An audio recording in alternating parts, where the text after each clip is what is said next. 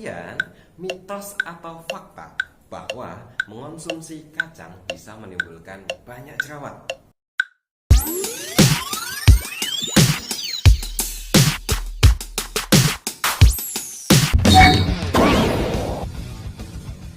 Assalamualaikum warahmatullahi wabarakatuh.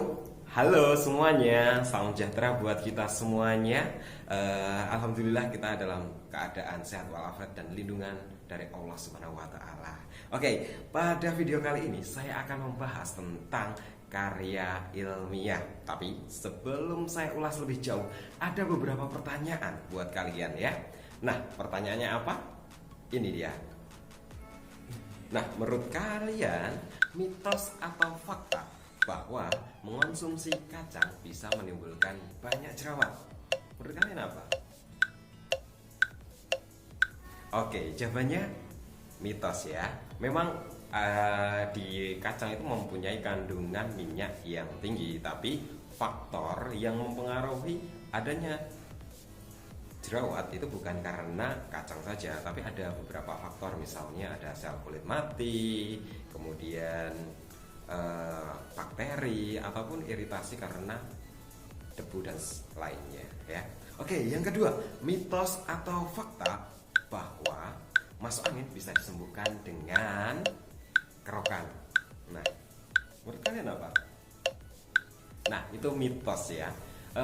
Sebenarnya dengan kerokan ya, itu malah menyebabkan pori-pori dalam kulit kita itu semakin membesar dan itu lebih berbahaya. Bahkan nanti bisa menyebabkan saraf itu bisa terputus dan itu malah lebih berbahaya.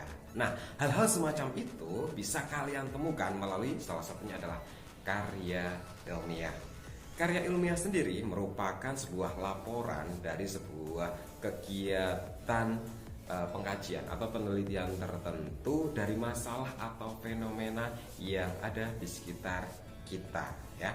Nah, ada beberapa jenis karya ilmiah berdasarkan bentuknya. Yang pertama adalah karya ilmiah populer. Nah, karya ilmiah ini sederhana ya, disajikan dengan bahasa yang santai tapi serius. Nah, penyajiannya pun juga tidak begitu ribet ya, tidak harus baku, tidak. Ini sistem sifatnya mana suka. Nah, karya ilmiah populer ini akan kalian temukan di surat kabar maupun majalah. Nah, jenis yang kedua yaitu karya ilmiah semi formal. Nah, mudahnya jenis yang kedua ini makalah maupun laporan sederhana. Itu adalah contoh realnya. Susunannya sederhana anak-anak. Misalnya terdiri dari satu cover ya, judul dan disusun oleh siapa. Kemudian yang kedua adalah kata pengantar, daftar isi, kemudian pendahuluan, pembahasan, dan kesimpulan. Ada tiga itu, makanya disebut dengan karya ilmiah yang semi formal, yang sederhana. Dan bentuk yang ketiga adalah karya ilmiah formal. Jenis karya ilmiah ini biasanya digunakan sebagai syarat akademis tertentu. Misalnya kalau kalian ingin lulus di strata 1, S2 maupun S3, kalian harus menempuh jenis karya ilmiah formal ini. Contohnya ya seperti skripsi, tesis maupun disertasi. Saya lanjutkan ke bagian yang kedua ya, tapi sebelum itu jangan lupa like, share, and subscribe terlebih dahulu karena dukungan kalian adalah semangat saya. Oke, bagi yang sudah subscribe saya ucapkan terima kasih. Nah, struktur karya ilmiah ya, yang akan saya jelaskan ini adalah struktur yang secara umum biasanya dipakai dalam sebuah penelitian. Ada beberapa bagian yang perlu kalian cermati dalam karya ilmiah. Yang pertama adalah cover. Nah, seperti yang ada di samping saya ya, bisa kalian cermati bahwa dalam cover itu terdiri dari satu judul ya. Nah, judul, kalau bagian awal judul ini bisa kalian tulis kapital semua anak-anak ya. Tapi kalau nanti di cover bagian yang dalam, yang soft, itu penyusunannya yang benar adalah seperti ini. Nah, selain kata tugas ya, selain kata tugas harus ditulis dengan huruf kapital ya. Contohnya ada yang di sebelah kanan saya seperti itu. Nah, setelah judul, kemudian bagian yang gak kalah penting dalam cover yaitu logo. Nah, logo ini tergantung instansi yang menaungi kalian nanti ya. Setelah logo, bagian berikutnya adalah penyusunnya. Kalau kalian susun secara pribadi ya berarti nama kalian. Maupun kalau di universitas ada NIM, nomor induk mahasiswa. Kalau di sekolah bisa kalian tulis nama saja. Seandainya kalian susun dalam bentuk kelompok, ya berarti disusun oleh beberapa orang itu. Oke, dan bagian yang terakhir adalah instansinya. Nah, misalnya kalian menyusun adalah sekolah kalian, misalnya SMA Unggulan CT Arsa Foundation Sukoharjo tahun. Nah, tahunnya ini tahun pembuatan atau penelitian kalian. Oke, itu ya bagian pertama. Bagian berikutnya adalah bab pendahuluan ya. Bab pendahuluan ini terdiri dari beberapa unsur. Yang pertama adalah latar belakang. Nah, latar belakang merupakan alasan kenapa kalian membuat sebuah penelitian itu. Alasannya apa? Nah, itu nanti kalian cantumkan ya. Kemudian jangan lupa kalian juga berikan sebuah acuan atau landasan teori, satu atau dua landasan teori di latar belakang ini ya. Kemudian baru kalian simpulkan di paragraf terakhir sebagai memperkuatnya. Kemudian yang kedua setelah latar belakang yaitu rumusan masalah. Rumusan masalah ini adalah hal yang ingin kalian teliti. Sebenarnya apa? Misalnya biasanya rumusan masalah yang baik itu mencakup yang berupa praktek ya. Jadi diawali dengan kata bagaimana ya. Misalnya bagaimana pengaruh kacang terhadap perkembangan jerawat pada remaja misalnya kayak gitu. Jadi jangan apakah jerawat itu terlalu sederhana rumusan masalah seperti itu ya.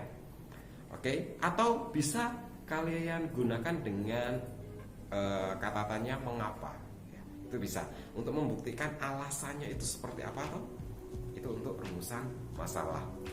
Kemudian bagian ketiga di pendahuluan yaitu tujuan. Nah, tujuan ini adalah hal yang ingin kalian capai dari penelitian yang kalian lakukan ya. Ini nanti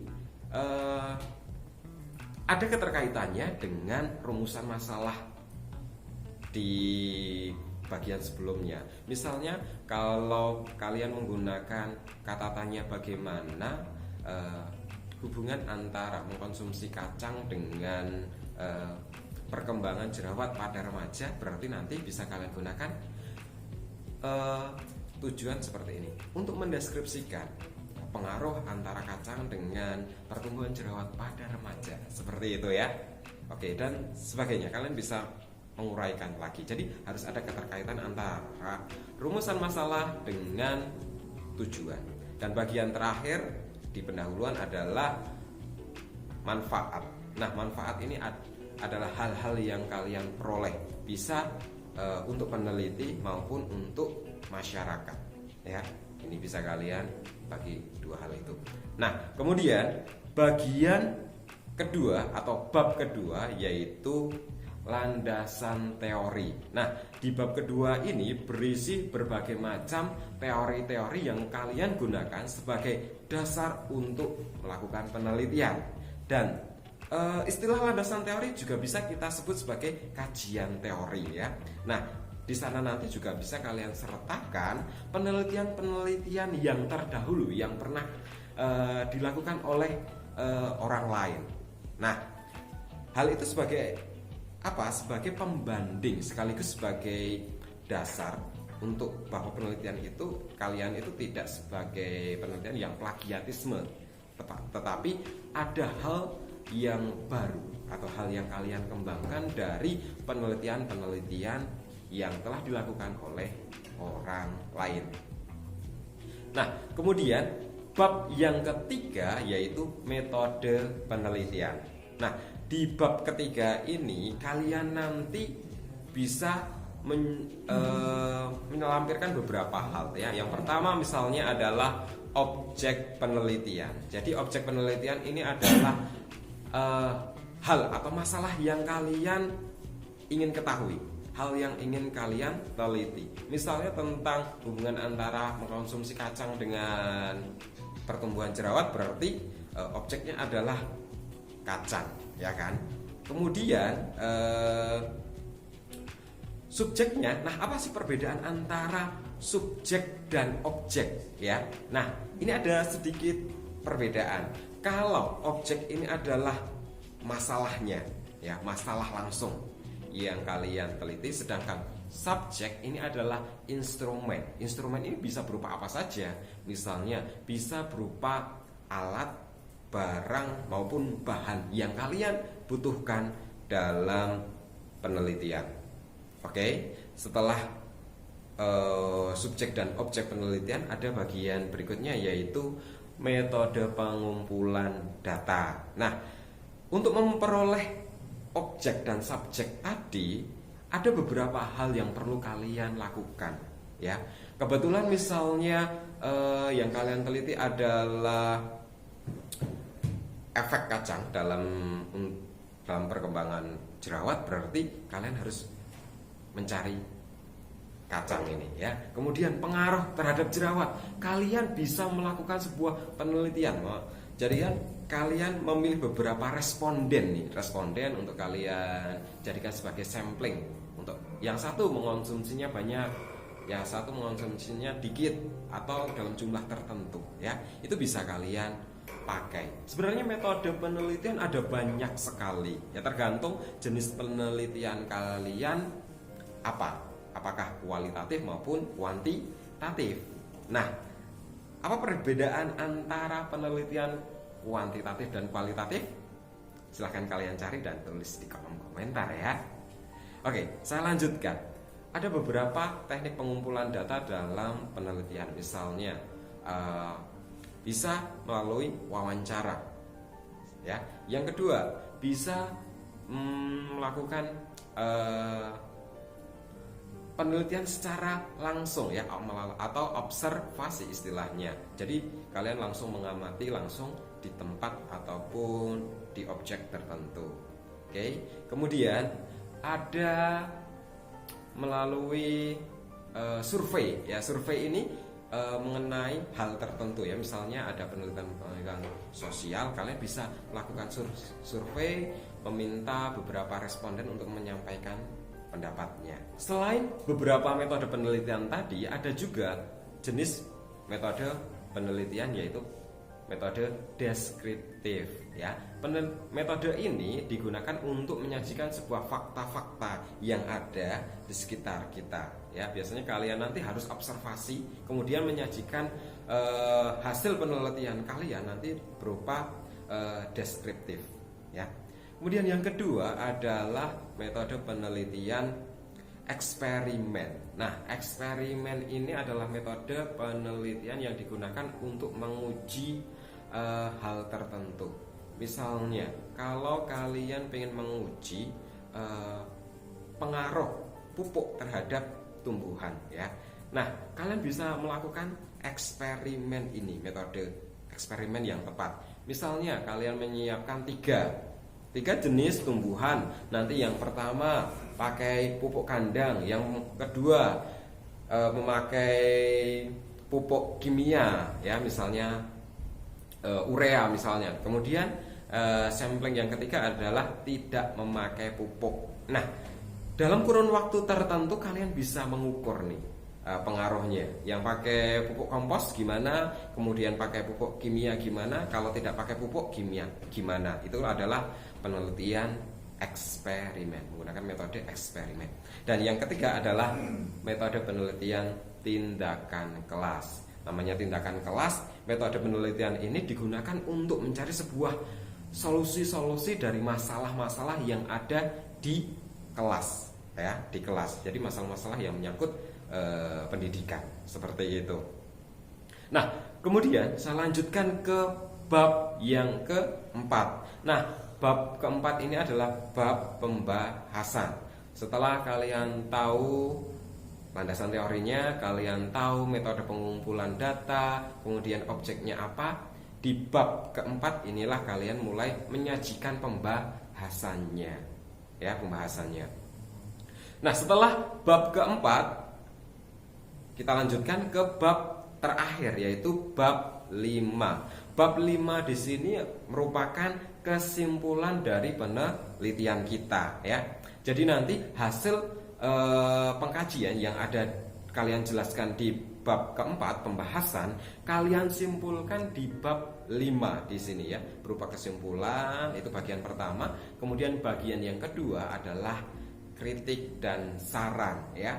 Bisa kritik dan saran ini bisa kalian tujukan, satu untuk diri kalian sendiri, yang kedua bisa kalian tujukan kepada pembaca atau peneliti yang akan melakukan penelitian atau mengembangkan penelitian yang telah kalian lakukan. Seperti itu, ya. Setelah bab 5 apakah sudah selesai? Tidak, anak-anak, ya. Bagian selanjutnya adalah daftar pustaka. Daftar pustaka merupakan dasar, ya, atau referensi yang kalian gunakan dalam penelitian itu. Bisa berupa buku, jurnal ilmiah, koran, majalah, maupun website ataupun internet yang objektif pastinya. Bagaimana penyusunan daftar pustaka yang baik? Apakah kalian masih ingat? Nah, ya, susunannya adalah kalau dari buku peta Jukopen. P adalah penulis, ta adalah tahun, kemudian ju adalah judul, ko adalah kota terbit, dan yang adalah terakhir adalah pen penerbitnya, ya. Contohnya seperti ini. Oke, mudah bukan? Nah, kemudian bagian terakhir setelah daftar pustaka adalah lampiran-lampiran. Nih, di bagian lampiran-lampiran ini kalian bisa melampirkan hal-hal yang berkaitan tentang penelitian kalian. Misalnya berupa foto, kemudian tabel maupun gambar tertentu bisa kalian lampirkan pada bagian lampiran ini. Oke, gimana? Mudah bukan untuk membuat karya ilmiah? Oke, nah kalau mudah, baiklah, saya kira video saya cukup itu saja sebagai dasar untuk mengonstruksi karya ilmiah yang akan kita bahas di pertemuan berikutnya. Oke, terima kasih, semangat selalu dan jangan lupa selalu berkarya, dan assalamualaikum warahmatullahi wabarakatuh.